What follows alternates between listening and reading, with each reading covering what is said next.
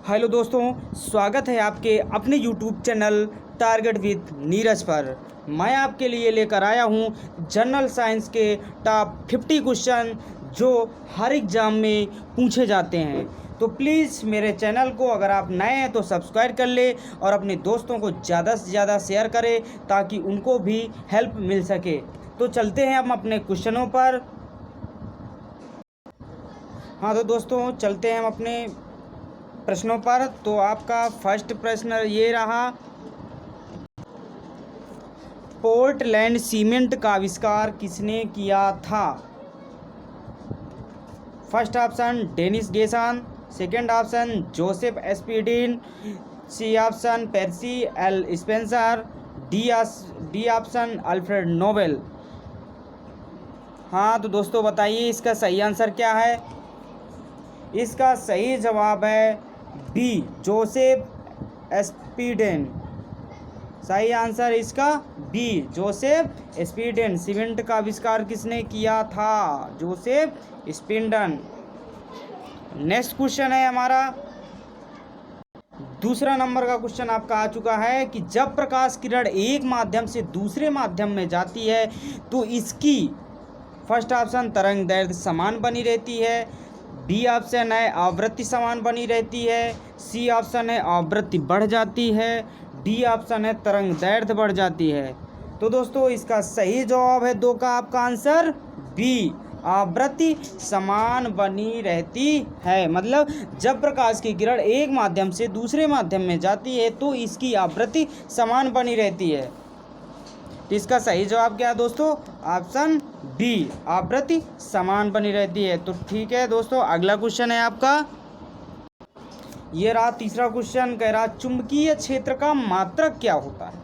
तो चुंबकीय क्षेत्र का मात्रक आपको शायद पता होगा।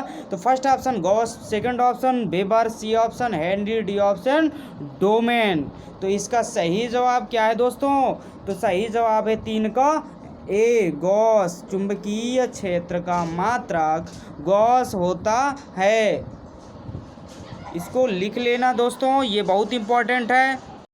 अगला आया स्क्रीन पर सवाल, एक धारावाही चालक संबंधित है। फर्स्ट ऑप्शन चुंबकीय क्षेत्र से, दूसरा है विद्युत क्षेत्र से, तीसरा है विद्युत चुंबकीय क्षेत्र से, चौथा है स्थिर विद्युत क्षेत्र से। तो दोस्तों इसका सही जवाब क्या है? 4 का ऑप्शन सी, कौन सा? विद्युत चुंबकीय क्षेत्र से।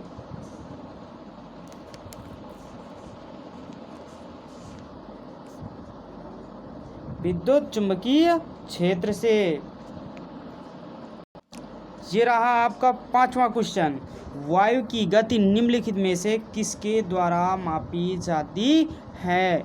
फर्स्ट ऑप्शन बैरोमीटर, सेकंड है एनीमोमीटर, सी है हाइड्रोमीटर और डी है इनमें से कोई नहीं। तो 5 का सही जवाब है आपका आंसर बी, एनीमोमीटर। क्या है दोस्तों? Anemometer, option B. अब नेक्स्ट सवाल पर चलते हैं दोस्तों। ये रहा 6 नंबर का सवाल, बच्चों का लिंग निर्धारण किसके गुणसूत्र से होता है? बहुत ही इम्पोर्टेंट सवाल। फर्स्ट है पिता के कि माता के कि माता पिता दोनों के कि किसी के द्वारा नहीं। अरे किसी के द्वारा तो लिंग निर्धारण होगा ही। तो ठीक है, छठवां का सही ऑप्शन क्या है? पिता के क्रोमोसोम द्वारा। तो इस आपका 6 आंसर बिल्कुल सही है। तो अगला क्वेश्चन हम चलेंगे 7 नंबर में, पौधों का आर्द्र पतन रोग किसके कारण होता है? पिथियम डिवेरियनम के कारण, पेरोनोस्पोला पैरासाइटिका के कारण, कि फाइटोप्थोरा इन्फेस्टेंस के कारण, कि एल्बुगो कैंडिडा के कारण। तो इसका सही जवाब है आपका 7 का ऑप्शन ए, क्या? पिथियम डिवेरियनम के कारण। ये आपका आंसर बिल्कुल सही है। तो दोस्तों अगला सवाल हम चलते हैं, बहुत ही अच्छी वीडियो है। हाइड्रोफ्लोरिक अम्ल का मुख्य उपयोग क्या है? जो हाइड्रोफ्लोरिक अम्ल होता है उसका मुख्य उपयोग क्या है कि कांच के निछारण में, कि विरंजक के कारक के रूप में, कि अधिक प्रबल ऑक्सीकारक पदार्थ के रूप में, कि प्रबल कार्बनिक फ्लोरीन यौगिक को तैयार किए जाने में। तो ये 8 का सही आंसर आपका यही है कि कांच के निछारण में अर्थात अम्ल लेखन में इसका प्रयोग होता है हाइड्रोक्लोरिक अम्ल का। दोस्तों अगला क्वेश्चन है आपका, प्रयोगशाला में संश्लेषित किया गया पहला कार्बनिक यौगिक कौन था। दोस्तों ये सवाल आपका बहुत इंपॉर्टेंट है और सभी लोगों को ज़्यादा से ज़्यादा मालूम हो सकता है। तो 9 का ऑप्शन क्या है, यूरिया। क्या है आपका, यूरिया। कौन संश्लेषित था, यूरिया। तो प्रयोगशाला में संश्लेषित किया गया पहला कार्बनिक यौगिक था यूरिया। तो चलते हैं अगले क्वेश्चन पर हम।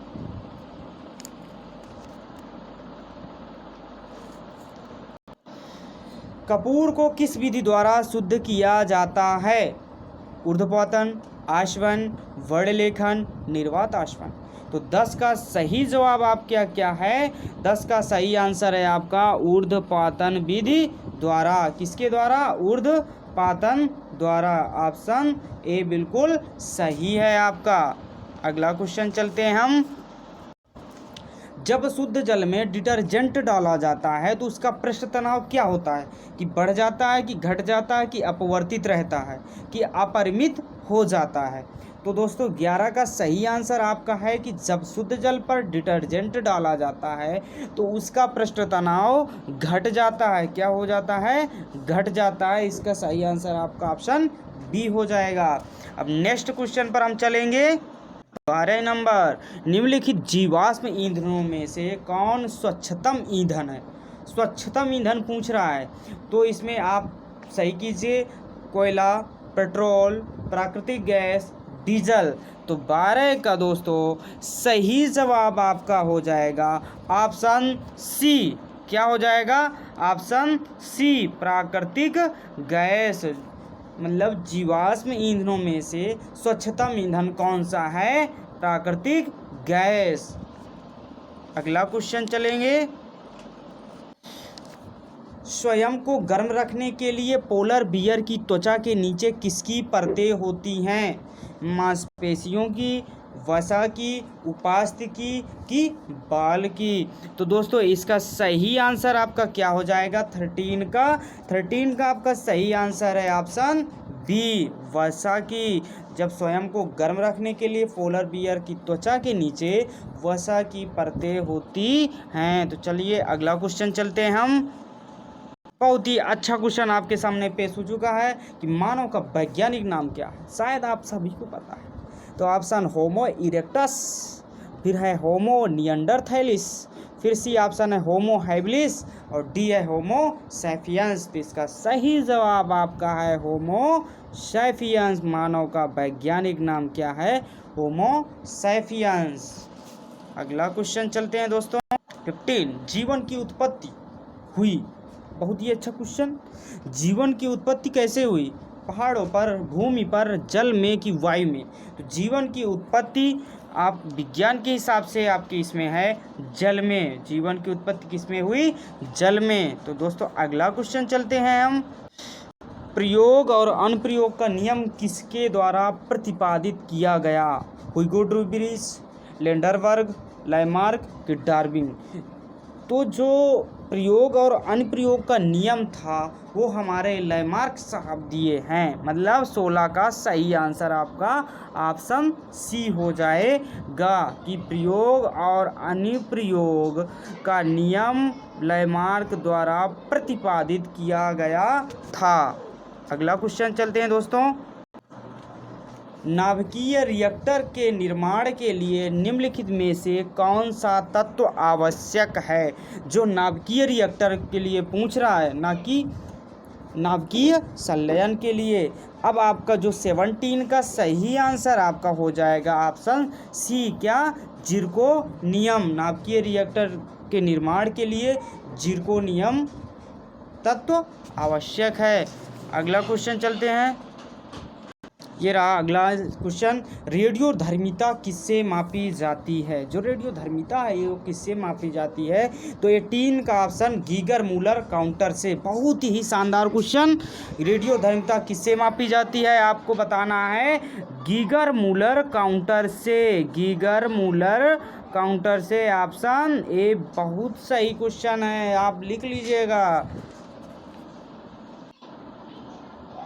अगला है आपका, न्यूक्लियस की द्रव्यमान संख्या क्या होती है? सदा उसके परमाणु क्रमांक से कम, कि सदा उसके परमाणु क्रमांक से ज़्यादा, कि सदा उसके परमाणु क्रमांक के बराबर, कि कभी उसके परमाणु क्रमांक से अधिक और कभी उसके परमाणु क्रमांक के बराबर। तो इसका 19 का आपका सही आंसर हो जाएगा ऑप्शन बी। सदा जो न्यूक्लियस की द्रव्यमान संख्या होती है वो आपकी होती है सदा उसके परमाणु क्रमांक से अधिक।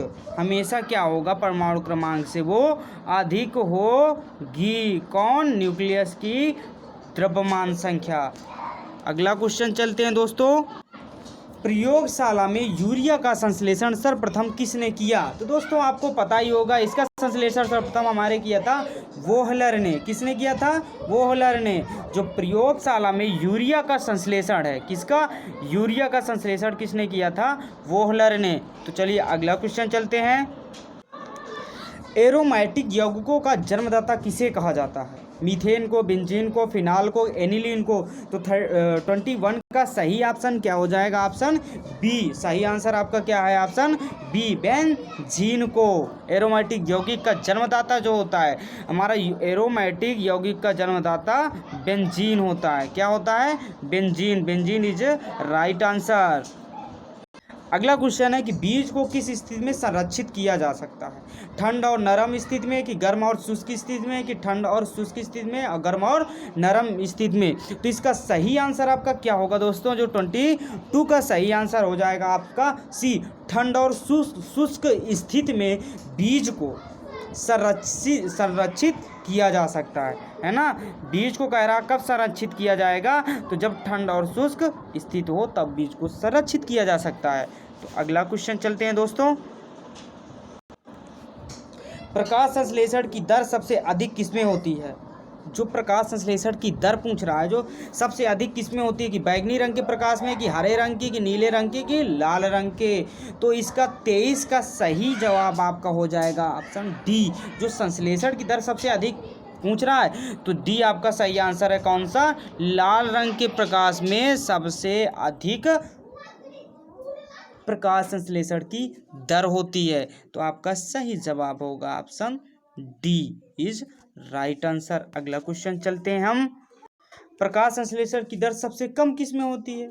अगर ज़्यादा पूछे तो आपकी लाल रंग में हो जाती है, अगर कम पूछे तो आपकी बैगनी रंग में हो जाती है। दो में ही ज़्यादातर पूछी जाती है, या तो ज़्यादा या तो कम।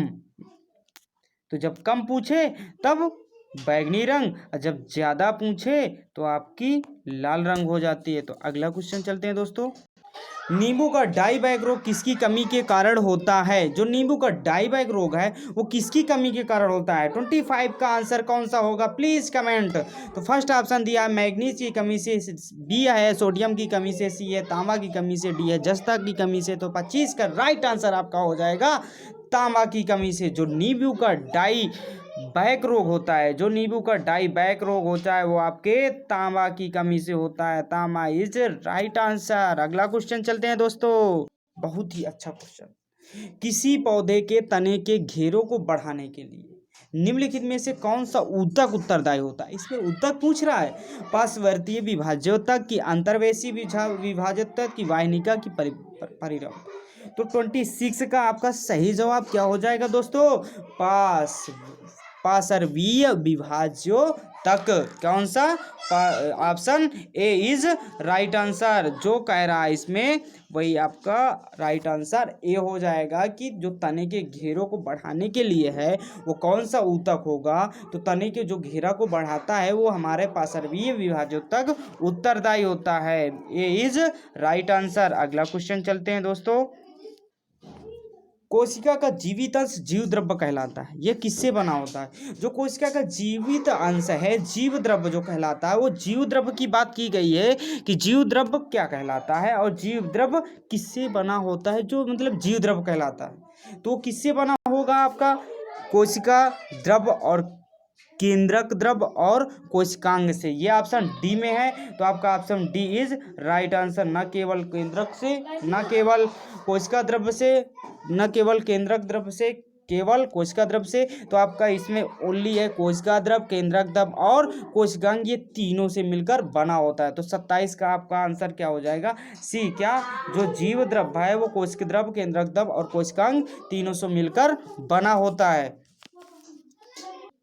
अब गामा किरणें किससे बनी होती हैं? जो गामा किरणें है तो किससे बनी होती है? मेसॉन कण से, कि न्यूट्रिनो कण से, कि हिग्स बोसान से, कि विद्युत चुम्बकीय तरंगों से। तो आपका 28 का राइट आंसर क्या होगा दोस्तों? जो 28 का आपका राइट आंसर हो जाएगा वो विद्युत चुम्बकीय तरंगों से। जो गामा किरणें होती हैं, जो गामा किरणें होती हैं वो किससे बनी होती हैं? विद्युत चुम्बकीय तरंगे से बनी होती है। ये दोस्तों याद रखना, गामा किरणें अल्फा बीटा गामा में एक। अगला है, वर्षा की बूंद का आकार गोलाकार किस कारण से होता है? श्यानता के कारण, की पृष्ठ तनाव के कारण, की प्रत्यास्थता के कारण, की गुरुत्व के कारण? तो इसका सही आंसर है, अगर आप वर्षा की बूंद का आकार गोलाकार पूछे है ना, तो वर्षा की बूंद का आकार जो गोलाकार होता है वो किसके कारण होता है? पृष्ठ तनाव के कारण। किसके कारण होता है? पृष्ठ तनाव के कारण। ठीक, अगला क्वेश्चन चलते हैं। सूर्य की किरणों में कितने रंग होते हैं? बहुत ही शानदार क्वेश्चन, शायद आपको सबको पता होगा। तो सूर्य की किरणों में कितने रंग होते हैं? 5 की 6 की 7 की 8? तो आपका सही जवाब है आंसर सी, 7 रंग होते हैं जो कि सूर्य के किरणों में होते हैं। अगला क्वेश्चन चलते हैं। जो ल्यूमेन किसका इकाई है? ल्यूमेन जो है वो किसकी इकाई? ज्योति फ्लक्स की, कि ज्योति तीव्रता की, कि प्रदीप्त घनत्व की, कि चमक का? तो इसका 31 का सही जवाब आपका हो जाएगा। 31 का सही जवाब आपका क्या होगा? ज्योति फ्लक्स की। जो ल्यूमेन इकाई है वो ज्योति फ्लक्स की है। बहुत ही इंपॉर्टेंट क्वेश्चन है। अगर दोस्तों वीडियो पसंद आ रही हो तो अपने दोस्तों को ज़्यादा से ज़्यादा शेयर करें और मेरे चैनल को सब्सक्राइब करें, ताकि मैं ऐसी ही वीडियो आपके पास लाता रहूं। तो चलिए अगला क्वेश्चन चलते हैं। लोहे पर जंग लगना किसका उदाहरण है? लोहे पर जंग लगना किसका उदाहरण है? तो कि ऑक्सीकरण का, कि अवकरण का, बहुलीकरण का, जस्तीकरण का? तो लोहे का जो जंग लगता है वो किसका उदाहरण है? आपका ऑक्सीकरण का। 32 का आपका आंसर क्या हो जाएगा? ए, ऑक्सीकरण का। तो अगला चलते हैं दोस्तों। ऑक्सीकारक एक पदार्थ है जो अब एक दिए गए पदार्थ में मूल तत्व के ऑक्सीकरण अंक को बढ़ाता है। फिर बी ऑप्शन, एक दिए गए पदार्थ के मूल तत्व के ऑक्सीकरण अंक को घटाता है।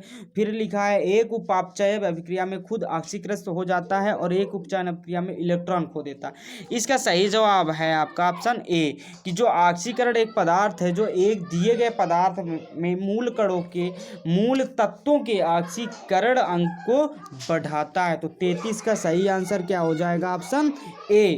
तो अगला क्वेश्चन चलते हैं दोस्तों।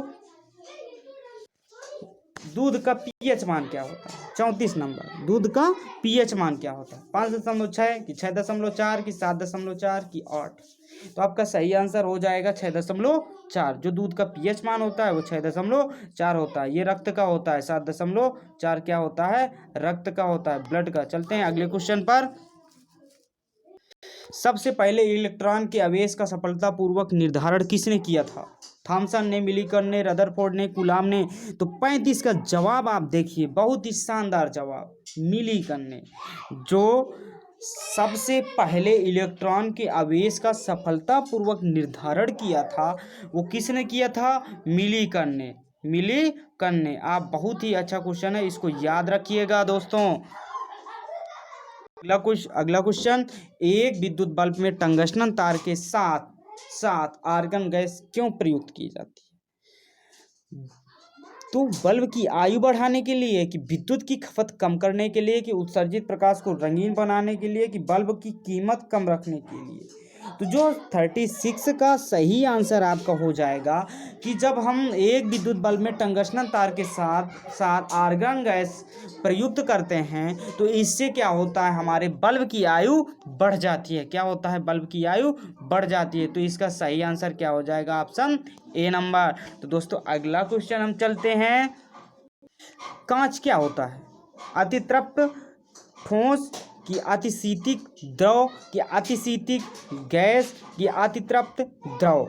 इसका 37 का सही जवाब आपका आंसर हो जाएगा 37 का कौन सा आंसर, बी, अतिशीतिक द्रव। कांच क्या होता है, अतिशीतिक द्रव। अगला क्वेश्चन चलते हैं दोस्तों। फास्जीन निम्नलिखित में से किसका समान नाम है। फास्जीन 38 नंबर, कार्बनिक क्लोराइड का कि फास्फीन का कि कार्बन टेट्राक्लोराइड का कि फास्फोरस टाइक्लोराइड का। तो इसका 38 का सही जवाब आपका कौन सा होगा। तो 38 का सही जवाब है दोस्तों कार्बोनिल क्लोराइड का। फास्जीन किसका समान नाम है, कार्बोनिक क्लोराइड का। दोस्तों अगला क्वेश्चन चलते हैं। प्राकृतिक रबड़ किसका बहुलक है, आइसोप्रीन का कि स्टाइरीन का कि ब्यूटाडाइन का कि एथिलीन का। तो इसका सही जवाब आपका हो जाएगा कौन सा, 39 का option A is right, isoprene. जो प्राकृतिक रबड़ किसका बहुलक होगा, आइसोप्रीन का। तो अगला क्वेश्चन चलते हैं हम। चिकित्सा शास्त्र के जनक किसे कहा जाता है, चिकित्सा शास्त्र के, अरस्तु के कि थियोफेस्टस को कि हिप्पोक्रेट्स को, गैलन को। इसका सही जवाब है जो चिकित्सा शास्त्र के जनक हैं तो वो हैं आपके हिप्पोक्रेट्स। किसके, चिकित्सा शास्त्र के। ये आपके अरस्तु हैं जीव विज्ञान के, ठीक है। गोबर पर उगने वाला कवक क्या कहलाता है, जो गोबर पर उगता है वो कवक क्या कहलाता है, सक्सीकोलस कि टेरिकोलस कि कॉर्टिकोलस कि कोप्रोफिलस। तो 41 का सही जवाब आपका क्या हो जाएगा, ऑप्शन डी, क्या, कोप्रोफिलस। क्या होता है आपका, कोप्रोफिलस। जो गोबर पर उगता है वो कवक क्या कहलाता है, कोप्रोफिलस। दोस्तों इनको याद रखना, बहुत ही अच्छे क्वेश्चन है। अरे दोस्तों आ गया धमाका। ट्राइक्लोरोमीथेन निम्नलिखित में से किसका समान रासायनिक नाम है। तो 42 का आपका कौन सा आंसर सही करेंगे आप, जल्दी कमेंट कीजिए। फर्स्ट ऑप्शन है नौसादर, दूसरा है क्लोरोफॉर्म, तीसरा है क्लोरोफ्लोरोकार्बन, चौथा है आयोडोफॉर्म। तो 42 का कौन सा आंसर सही है, option B is right answer, chloroform. अगर कहे ट्राइक्लोरोमीथेन का सामान्य नाम क्या होगा, जो ट्राइक्लोरोमीथेन का सामान्य नाम होगा, किसका, ट्राइक्लोरोमीथेन का सामान्य नाम क्या होगा, क्लोरोफॉर्म। अगला क्वेश्चन चलते हैं। किण्वन कैसी अभिक्रिया है, ऊष्माक्षेपी उत्क्रमणीय कि इनमें से कोई नहीं। तो जो 43 का सही ऑप्शन क्या हो जाएगा आपका, 43 का सही आंसर आपका हो जाएगा बी, कौन सी है, ऊष्माक्षेपी। किण्वन कैसी अभिक्रिया है, ऊष्माक्षेपी। अगला क्वेश्चन चलते हैं दोस्तों। किण्वन की क्रिया कौन सी गैस निकलती है। किण्वन की क्रिया में जब किण्वन क्रिया करता है तो कौन सी गैस निकलती है, कार्बन डाइऑक्साइड की, सल्फर डाइऑक्साइड की, ऑक्सीजन की, हाइड्रोजन। तो इसका 44 का सही आंसर है आपका कार्बन डाइऑक्साइड। जब किण्वन क्रिया करती है तो आपकी कार्बन डाइऑक्साइड गैस निकलती है। तो अगले क्वेश्चन पर हम चलते हैं 45 नंबर पर। तेल प्रदूषक के नियंत्रण में प्रयुक्त होने वाला सुपरबग क्या होगा। 45 का कवक विकृति की, जीवाणु विकृति की, जल पिस्सू की, शैवाल विकृति। तो 45 का सही आंसर आपका हो जाएगा ऑप्शन बी, जीवाणु विकृति। तेल प्रदूषण नियंत्रण में प्रयुक्त होने वाला सुपरबग क्या होता है, जो सुपरबग है वो आपका जीवाणु विकृति होता है, जीवाणु विकृति। तो अगला क्वेश्चन दोस्तों चलते हैं हम। निम्नलिखित में से कौन प्रदूषक संकेतक है, प्रदूषक संकेतक किसे कहा गया है। तो यहाँ पर 46 का ऑप्शन दिए गए हैं कि शैवाल, कवक, लाइकेन, फर्म में से कोई एक है। तो 46 का आपका कौन सा ऑप्शन सही है, मैं बता दे रहा हूँ। 46 का आपका सी ऑप्शन सही है, लाइकेन। तो कौन सा प्रदूषक संकेतक पौधा है, लाइकेन। अगला क्वेश्चन चलते हैं दोस्तों। कैक्टस में सूल जो स्पिनच होता है किसका रूपांतरण है? तना की, अनपर्ण की, पत्ते की कलियां का। तो 47 का आप बताइए। 4 ऑप्शन दिए गए, 4 में से एक सही है, तो आपका सही ऑप्शन है 47 का ऑप्शन ए, तना का। जो कैक्टस में सूल है तो किसका रूपांतरण है? वो तना का। अगला क्वेश्चन चलते हैं दोस्तों। 48, वे पौधे जिनमें कभी पुष्प नहीं बनते वो क्या कहलाते हैं? ऑर्किड्स की, जिम्नोस्पर्म की, क्रिप्टोगेम्स की, एंजियोस्पर्म। तो इसका सही जवाब आपका क्या हो जाएगा? 48 का सही जवाब बताइए। तो 48 का ऑप्शन सी सही है, क्रिप्टो गेम्स। वे पौधे जिनमें कभी पुष्प नहीं बनते वो क्रिप्टो गेम्स कहलाते हैं। अब अगला क्वेश्चन चलेंगे। तो अगला क्वेश्चन 49, प्रसिद्ध बिग बैंग थ्योरी किस मुख्य सिद्धांत पर आधारित? जो बिग बैंग थ्योरी है वो किस मुख्य सिद्धांत पर आधारित? बहुत ही अच्छा क्वेश्चन है ये वाला। जो बिग बैंग थ्योरी है वो किस पर आधारित है, किस सिद्धांत पर? तो आपका 49 का राइट आंसर हो जाएगा आपका आंसर बी, जो आपका डॉपलर प्रभाव है वो इस पर आधारित है। ठीक, जो डॉपलर प्रभाव है वो आधारित है। अगला क्वेश्चन चलते हैं। 50, टेस्ला किसका यूनिट है? सबसे लास्ट क्वेश्चन, इसका आखिरी क्वेश्चन है, टेस्ला किसकी यूनिट है? तो 50 का सही जवाब बताइए। चुंबकीय प्रेरणा, चुंबकीय संवेग, चुंबकीय क्षेत्र, चुंबकीय प्रभाव। इसको सबको पता होगा कि टेस्ला किसका यूनिट है, तो 50 का सही आंसर हो जाएगा चुंबकीय प्रेरण। क्या है? चुंबकीय प्रेरण। तो दोस्तों अब ये रहे आपकी 50 क्वेश्चन। अब आगे एक मैं SW के लिए आपको दे रहा हूँ। ये रहा आपका SW क्वेश्चन फॉर यू, आपके लिए कथकली किस राज्य की नृत्य शैली है? तो प्लीज़ जहाँ की हो आप इसमें कमेंट करिए और मेरे चैनल को ज़्यादा से ज़्यादा शेयर करिए अपने दोस्तों के पास, ताकि उनको भी ऐसी वीडियो मिलती रहे, और सब्सक्राइब करिए। Thank you, all the best.